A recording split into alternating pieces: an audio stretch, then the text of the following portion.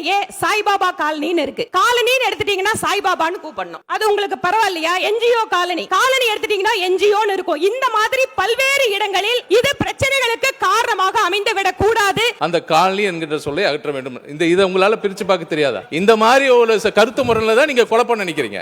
அது வந்து தமிழ்நாட்டில் நடக்காது. இப்ப கூட நோயாளி என்கின்ற வார்த்தை கூட இருக்கக்கூடாது, பயனாளி என்று சொல்லுறார். ஒவ்வொரு இடத்துலயும் இந்த பேரளவுல கூட நம்முடைய திராவிட மாடல் ஆட்சியில மட்டும் இல்ல, நம்முடைய கலைஞர் ஆட்சியில கூட இப்ப மாற்றுத்திறனாளியின் பேரை உருவாக்குனது யார்? திருநங்கை என்று பெயர் வைத்தது யார்? இதனால பேரளவுல கூட எந்த ஒரு மனித தன்மையும் எங்கேயும் எக்காரணத்து கொண்டும் ஒரு எதிர்மறையான ஒரு உணர்வுகளை ஏற்படுத்தக்கூடாது என்பதற்காக இந்த சொல்லில் மாற்றத்தை கொண்டு வந்த ஆட்சி திராவிட முன்னேற்ற கழக ஆட்சி. ஏன்னா எல்லா வசதிகளையும் இதுவரைக்கும் இல்லாத வரைக்கும் நீங்க வேற எந்த மாநிலத்தில் நீங்க பிஜேபி ஆளக்கூடிய கூட இருக்கக்கூடிய அங்க மாநிலத்தில் போய் பாருங்க, அங்க இருக்கிற மக்களுக்கு என்னென்ன வசதிகள் நீங்க செஞ்சிருக்கீங்க. ஆனா திமுக ஆட்சியில நம்முடைய முதலமைச்சர் அவர்கள் இங்க இருக்கிற பட்டியல மக்களுக்காக, பழங்குடியின மக்களுக்காக இதுவரைக்கும் செய்யாத அனைத்து அடிப்படை வசதியும் செய்திருக்கிறார் நம்முடைய முதலமைச்சர் அவர்கள். காலனி என்ற வார்த்தையை பயன்படுத்த கூடாது என்று முதலமைச்சர் அவர்கள் அரசாணை வெளியிட்டார். பட்டியலின சமுதாய மக்கள் சம உரிமையோடு, சம அந்தஸ்தோடு அனைத்து வாய்ப்புகளையும் பெற்று வாழ வேண்டும் என்பதில் நாங்களும் உறுதியாக இருக்கிறோம். ஆனால் என்னுடைய கேள்வி என்பது, எங்களுடைய கோவையிலேயே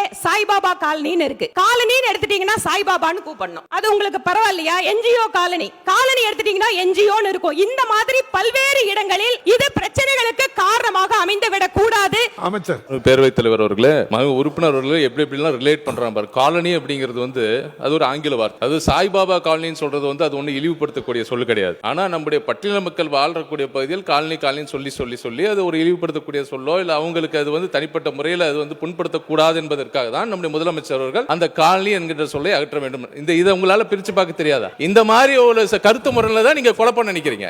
அது வந்து தமிழ்நாட்டில் நடக்காது. நீங்க தயவு செய்து நீங்க நினைச்சீங்க காலனி என்கின்ற சொல் வந்து நீங்க இந்த மாதிரி விஷயங்களை நீங்க வடநாட்டில் பண்ணலாம், தமிழ்நாட்டில் அதுக்கு கண்டிப்பா நடக்காது. காலனிங்கிற சொல் கண்டிப்பாக இந்த பகுதியில் வந்து நம்முடைய தமிழ்நாட்டு மக்களுக்கு உறுதியாக உள்ளபடியாக இந்த மாதிரி எந்த ஒரு இழிவு சொல்லாக இருக்கக்கூடாது. இப்ப கூட நோயாளி என்கின்ற வார்த்தை கூட இருக்கக்கூடாது, பயனாளி என்று சொல்லுறார். ஒவ்வொரு இடத்துலயும் இந்த பேரளவுல கூட நம்முடைய திராவிட மாடல் ஆட்சியில மட்டும் இல்ல, நம்முடைய கலைஞர் ஆட்சியில கூட இப்ப மாற்றுத்திறனாளியின் பேரை உருவாக்குனது யார்? திருநங்கை என்று பெயர் வைத்தது யார்? இதனால பேரளவுல கூட எந்த ஒரு மனித தன்மையும் எங்கேயும் எக்காரணத்து கொண்டும் ஒரு எதிர்மறையான ஒரு உணர்வுகளை ஏற்படுத்தக்கூடாது என்பதற்காக இந்த சொல்லில் மாற்றத்தை கொண்டு வந்த ஆட்சி திராவிட முன்னேற்ற கழக ஆட்சி. ஒரு இது மட்டும் இல்ல, இப்ப சமூக நீதி விடுதியை பத்தி சொன்னாங்க. இன்னைக்கு வரைக்கும் இதுவரைக்கும் இல்லாத அளவுக்கு நம்முடைய ஆதி திராவிட மக்களுக்கான பல்வேறு விடுதிகளுக்கான பல சீரமைப்பு பணிகள் நாங்கள் செஞ்சுக்கிட்டு இருக்கோம். பல இதுவரைக்கும் இல்லாத கடந்த 10 வருஷம் ஒதுக்கப்படாத நிதி எல்லாம் 2021 இருந்து 24 வரைக்கும் பல நூறு கோடி ரூபாய் இன்னைக்கு ஒதுக்கீடு செஞ்சிருக்கோம். நீங்க குறிப்பிட்டு உங்க பகுதி கோயம்புத்தூர் பகுதியில் இருக்கக்கூடிய ஒரு மாடல் ஹாஸ்டல் போய் பாருங்க. இதுவரைக்கும் இல்லாத அந்த மாதிரி விடுதி வந்து பெங்களூர்ல இருக்கக்கூடிய